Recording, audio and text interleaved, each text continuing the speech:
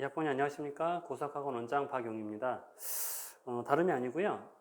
지난번에 저희가 학원 설명회 진행했었는데 참석하지 못하신 분들께서 겨울방학 프로그램 좀 안내 좀 해줬으면 좋겠다고 해서 아직 추가로 설명회가 계획이 되어 있지 않아서요. 간단하게 방학 때 어떤 프로그램으로 아이들 학습을 같이 진행할지 안내드리고자 영상을 제작하게 되었습니다. 일단 최근에 우리나라 수학교육의 현주소에 대해서 좀 확인을 해보고 어떤 그런 배경하에서 우리가 아이들 학습을 어떻게 수학 공부를 어떻게 시키는 게 좋은가를 좀 비교를 해봐야 될 것 같은데요. 일단 뭐 대외적으로는 우리나라 젊은 수학자가 수학의 노벨상인 필즈상을 수상하는 쾌거가 있었고, 그리고 국제수학연맹에서 국가수학 등급을 최상위 등급으로 승격시키는 일도 있었고, 그리고 전체적으로 수학과 성취도 평가, 세계 수학과 성취도 평가에서 굉장히 상위권의 수학 성적을 랭크하고 있습니다. 2011년에 세계 1위, 15년에 2위, 19년에 세계 3위. 조금 기복이 좀 있긴 하지만 그래도 최상위권에서 수학 성적을 유지하고 있는 상황입니다. 대외적인 여건은 이러한데 실제로 우리 학생들의 수학 현 주소는 별로 좀 좋지 않은 상황입니다. 수포자 비율이 초등학교 때부터 30%가 넘어가고 중학교, 고등학교 때는 거의 60% 가까이 수포자 비율이 형성되고 있습니다. 그러니까 고등학교 때는 수학을 포기만 안 해도 4등급은 나온다. 이제 이런 이야기들도 아이들이 이제 농담처럼 하고 있는데요. 그럼 이제 왜 이제 아이들이 이렇게 수학을 좀 어려워하고 힘들어 하는가? 이제 이거에 대한 여러 가지 이유가 좀 있을 수 있는데, 제 생각은 조금 그렇습니다. 그러니까 우리나라의 수학 평가 방식이 어떤 과정이나 중간중간에 학생들의 퍼포먼스를 보는 형태의 평가가 아니라 단기간에 최대한 많은 문제를 실수 없이 이제 풀어내는 그런 형태의 이제 평가가 진행되고 있기 때문에 결국은 일정 수준 이상의 훈련이 되어 있지 않으면 몇 점의 차이로 등급을 좀 확보하지 못하는 그런 일들이 좀 많이 일어나고 있습니다. 실제로 이제 일반고 기준으로 대학에서 요구하는 이제 수학 성적을 대략 이제 개괄적으로만 좀 보면 스카이는 한 1점 초반대 내신하고 평균 1, 2등급 정도의 수능 최저를 요구하고 있고, 중경, 외시, 2, 중앙대, 경희대, 외대, 시립대, 이화여대 1점에서 2점 사이에 그러니까 2점이 넘어가는 건 좀 힘들고요. 1점에서 2점 사이의 내신에다가 평균 2등급에서 2.5등급의 수능 성적을 요구하고 있습니다. 대략적으로 봤을 때 물론 이제 교과 전형 기준입니다. 2점대의 내신과 적정 수준의 수능 최저 등급을 확보해야지 우리가 대학 입시를 진행하는 데 있어서 좀 불리함은 없겠다, 이렇게 좀 볼 수 있습니다. 그러면 우리가 평균 2등급 내진 1등급의 성적을 받기 위해서 우리가 관내에서 대략 어느 정도 수준으로 공부를 해야 되나 조금 확인을 좀 해보면 일단 교과 형태의 문제는 거의 완벽하게 숙지가 돼야 되는 거죠. 그러니까 교과 형태의 문제를 보고 아이가 이거 좀 봤던 건데 이렇게 고민을 해서 푸는 것보다 보면 바로 이렇게 좀 반응할 수 있게 직관적으로 반응할 수 있도록 연습이 좀 되어야 됩니다. 그래서 최대한 교과형 문제를 단기간에 최대한 빨리 정확하게 풀어내고 남는 시간에 모의고사 변형 문제들을 확보를 해야 됩니다. 시험이 좀 어렵다고 얘기되고 있는 진성고 같은 경우는 많이 출제된 거의 절반 가까이가 모의고사 변형 형태가 출제되기도 합니다. 대체적으로 학교별로 보면 진성고는 50% 내외, 북고, 광북고는 한 40% 내외, 광명고, 수학고는 30% 내외, 그리고 명문고는 한 20% 내외 정도에서 모의고사 형태의 문제들이 출제되고 있습니다. 물론 이제 이 문제들을 선생님이 핸드아웃으로 주는 자료 안에서 출제하는 경우도 있고, 아니면 그냥 출제되는 경우들도 있습니다. 그래서 2등급 이내에 이제 진입을 하려면 이 모의고사 형태의 문제들을 풀 수 있는 그러한 시간을 확보할 수 있어야 되는 거죠. 그만큼의 속도와 정확도를 요구한다. 이렇게 보시면 될 것 같습니다. 아까도 잠깐 말씀드렸지만 우리나라에서 수학을 공부한다는 것은 어떤 학문적인 호기심이나 열정, 그리고 이제 수학에 대한 관심, 뭐 이런 것들보다는 그냥 지필평가, 수행평가, 이 모든 것들이 이런 호기심이나 열정을 압도한다고 볼 수 있습니다. 짧은 시간 안에 문제를 실수 없이 풀어내는 것, 뭐 어디서는 이제 극한 역량 평가다라는 말도 하는데요. 그래서 그러한 역량이 필요하다. 그래서 그냥 기승전결 다 떠나서 시험을 잘 보는 학습을 당분간은 이제 해야 된다는 거죠, 우리 아이들이. 결국 마치 좀 시합을 앞둔 운동선수가 시합에서 좋은 성과를 내기 위해서 열심히 훈련하고 트레이닝하는 그런 듯한 학습이 진행되어야 적어도 원하는 수준의 내신 등급이나 수능 등급을 확보할 수 있습니다. 좀 뭐 아쉽긴 하지만 우리가 공부를 통해서 어떤 통찰을 깨닫고 과정에서 어떤 그 이치를 알아가고 이런 것보다 다분히 좀 훈련에 가까운 공부가 우선되어야 된다고 볼 수 있습니다. 그럼 이제 어떻게 하면은 그 훈련에 가까운 수학 공부를 좀 잘 할 수 있는가에 사실 이번 방학 프로그램에 좀 포커스가 맞춰졌습니다.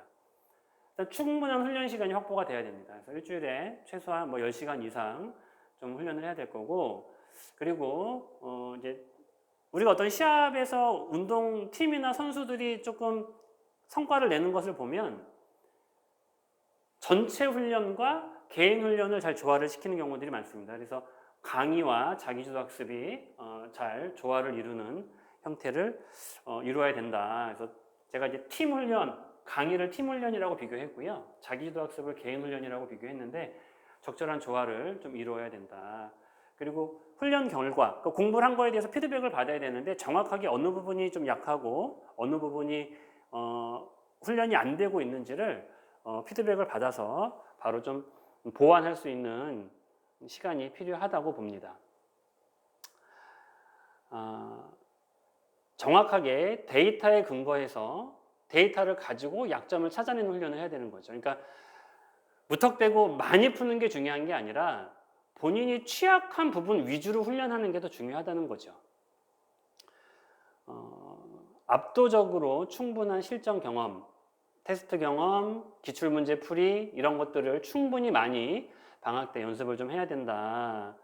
그리고 뭐 부연 설명을 좀 드리자면 아이들 스스로 반드시 성취도를 높이겠다라는 강력한 좀 의지, 멘탈이 좀 있어야 될 것 같고, 마지막으로는 뭐 모든 경우에 해당하는 거지만 본인들이 왜 이렇게 공부를 하고 훈련을 해야 되는지 그 이유를 잘 알고 기꺼이 그 과정을 감당하겠다라는 마음가짐이 필요하다고 보입니다. 그래서 한 단계 좀 정서적으로 좀 성숙한 상태가 된다면 충분히 더 잘 소화할 수 있을 거라고 생각합니다. 수학 공부에 있어서 숙련도와 사고력, 수학적 사고력과 숙련도 뭐가 더 우선하냐라고 좀 종종 이야기를 좀 하시는데요. 저는 일단 숙련도가 우선이라고 생각합니다. 물론 기발하게 문제를 잘 푸는 것도 중요합니다. 중요하지만 익숙하게 빠르고 정확하게 푸는 것이 무엇보다 중요합니다. 그래서 충분한 연습, 정확한 오답 데이터, 그리고 오답에 대한 피드백. 그래서 본인의 오답 유형을 잘 찾아내는 게 좋고요. 그리고 틀린 문제를 계속 좀 발전시키면서 공부를 하는 것이 필요하다고 보여집니다. 그래서 숙련도만 좀 보장이 돼도 보통 우리 관내에 있는 고등학교에서는 2등급 후반, 그러니까 3등급, 뭐 2등급 후반까지는 충분히 갈 수 있다고 생각이 됩니다. 네. 다음에 그렇다면 우리가 수학적인 사고력은 어떻게 이제 기를 수 있느냐, 이제 이거에 대해서 좀 얘기를 좀 드리면, 사고력은 사고를 해야지 길러진다고 생각을 합니다. 그러니까 스트러글, 영어로 스트러글 한다는 표현이 있는데, 그러니까 고군분투하다. 그러니까 어떤 문제를 푸는 과정에 있어서 아이들이 고민하고 자꾸 이렇게 생각에 그걸 좀 깊이 있게 파고들고 이런 과정들이 좀 지속되다 보면, 물론 처음에는 뭐 틀리고 안 풀리고 질문하고 이런 과정들이 반복되지만, 그 어느 정도 그 과정을 지나고 나면 분명히 한 단계 수학적으로 감각이 조금 더 열리고 문제 푸는 안목도 훨씬 더 높아지는 것들을 제가 현장에서 아주 많이 경험하고 있습니다. 우리가 웨이트 트레이닝 운동을 할 때 트레이너가 시범을 보이는 것을 본다고 해서 우리가 중량을 더 많이 들 수 있는 건 아니거든요. 그래서 본인이 난이도를 올리면서 스스로의 힘으로 생각을 하나하나 좀 해나가야 사고력도 조금씩 넓혀진다, 이렇게 보여집니다. 쉽게 길러질 수 있는 부분은 아니라고 생각합니다. 그래서 본인이 꾸준히 열심히 한다면 누구나 그 과정에 도달할 수 있다고 생각을 하고, 풀고 틀리고 고치고 이 지루한 과정을 이겨내야 된다고 봅니다. 수학적으로 감각이 부족해서 그런 것이 아니고 이 지루함을 이겨내지 못해서 아이들이 등급 성취에 등급을 좀 올리는데 좀 애를 먹고 있는 거라고 생각됩니다. 겨울방학 때는 그래서 어떻게 공부할 것인가, 그래서 요 훈련에 가까운 공부를 해야 된다라는 지금의 아이들의 그 교육 환경 속에서 일단은 방학 때는 시간이 좀 여유 있으니까요. 그래서 일단 심화과정, 선행과정, 그리고 개인별로 취약한 부분에 대한 훈련, 그리고 그 취약에 대한 반복 연습을 기본 틀로 잡아야 된다고 생각을 합니다.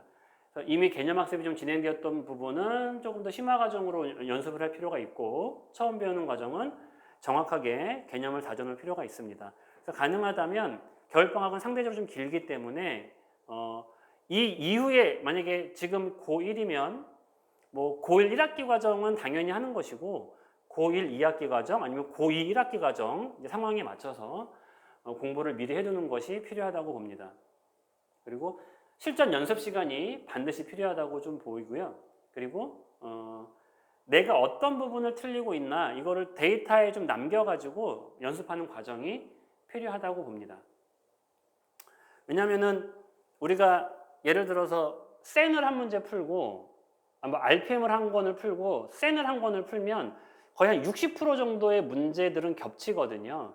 그러면은 약간 좀 과잉학습이 될 수도 있어요. 물론 뭐 익숙하게 숙련도를 높이는 훈련에서는 좋지만, 그래도 정확하게 내가 약한 유형 위주로 연습을 하는 게 더 필요하겠다, 이렇게 말씀을 좀 드리고요. 기본적인 프로그램은 300분, 하루 5시간 수업을 기준으로 잡았습니다. 그래서 100분 동안은 이제 기본적으로 수학 상시 수업이 들어갈 거고요. 그리고 100분 동안은 개인별 맞춤 테스트랑 매스플랫이라는 그 문제은행을 이용해서 아이들 오답 데이터를 추적하는 프로그램을 100분 동안 진행하게 될 겁니다. 그리고 나머지 100분 동안은 선행 정도에 따라서 수학하를 하는 친구도 있을 것이고 수원 수투를 진행하는 친구들도 있을 것입니다. 요 중간에 이 매스플랫이라는 프로그램으로 보는 그 데일리 테스트는요, 테스트를 보고 아이들의 오답 데이터를 서버에 저장을 했다가 아이들이 틀린 유형들만 계속 좀 확장시켜서 연습하는 좀 그런 프로그램이고요. 별도로 추가로 여기에다가 저희가 지금 그 EBS 워크북을 별도로 좀 추가를 했습니다. 그래서 예를 들자면 뭐 수상 심화를 하고 데일리 테스트를 보고, 그리고 이 시간에 EBS 워크북을 뭐 수학하 이렇게 진행을 하고, 이쪽에 선행 시간에는 뭐 수원 이렇게 진행하거나, 요거는 이제 아이들이 선행을 했던 시기가 좀 오래됐던 것들, 뭐 이런 것들을 좀 감안해서 반별로 커리큘럼이 조금 다르게 적용되니까 그 부분 좀 참고하시면 될 것 같습니다. 뭐 고2도 마찬가지로 300분 수업으로 진행이 될 거고요. 고3 같은 경우도 100분은 이제 수능 공통 과목 진행이 될 거고, 또 100분 개인별 연습 시간이 좀 있을 거고, 또 뒤에 100분은 이제 고3 때 선택하는 과목에 대해서 선행학습이 진행이 될 겁니다. 개인별 데일리 PT라는 것은 일단 뭐 데일리 테스트이기도 한데요. 우리가 이제 배웠던 내용에 대해서 유사 문제로 이제 연습을 하고 거기서 이제 오답 데이터를 추려가지고 다시 한번 연습하는 그런 시간을 조금 갖도록 합니다. 그래서 그 100분 안에 아이들이 그렇게 진행을 할 거고요.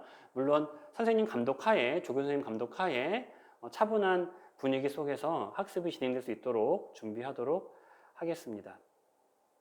그리고 그 주 동안, 그 주에 진행됐던 문제에 대해서 오답 데이터가 쭉 나올 거 아니에요. 그럼 그 데이터를 잘 모아가지고 토요일이나 일요일에 다시 한번 연습해서 그 주에 틀렸던 오답을 그 다음 주로 넘어가지 않도록 그 주 안에 다 연습해서 마무리할 수 있도록 그렇게 조치를 할 예정입니다.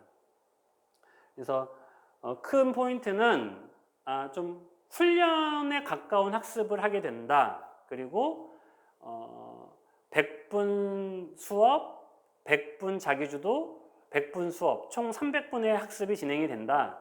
그리고 과정은 내년 봄에 들어갈 과정, 그리고 그 후속 과정, 그렇게 해서 아이들 현재 선행학습 진행된 정도에 따라서 반별로 차이가 좀 있게 진행이 된다. 이렇게 좀 보시면 될 것 같습니다. 12월 달에는요, 12월 달에는 다른 학년은 크게 문제가 없는데 예비 고1, 현 중3 학생들은 11월에 기말고사가 다 끝나거든요. 그래서 12월 달에는 아이들이 학기 중이니까 이렇게 300분 프로그램을 다 돌리기 좀 어렵고요. 그래서 아이들 정규 수업 시간 하고 뒤에 워크북을 조금 더 연습하는 자기주도 학습 시간을 조금 더 편성을 했습니다. 그래서 그 세부적인 내용은 다시 어머니께 안내 드리도록 하겠습니다. 그래서 아이들이 5시 20분, 월수금반 같은 경우는 5시 20분에 전체가 다 등원을 해서 2시간 20분 수업 듣고 그리고 잠깐 쉬었다가 한 2시간 정도 그날 배운 것과 뭐 테스트랑 EBS 워크북 풀면서 10시에 귀가할 수 있도록 12월부터 그렇게 진행할 계획입니다. 그래서 좀 참고하시면 좋겠고요. 또 기타 다른 궁금하신 점 있으시면 학원으로 연락 주시면 제가 최대한 친절하게 설명드리도록 하겠습니다. 네, 감사합니다.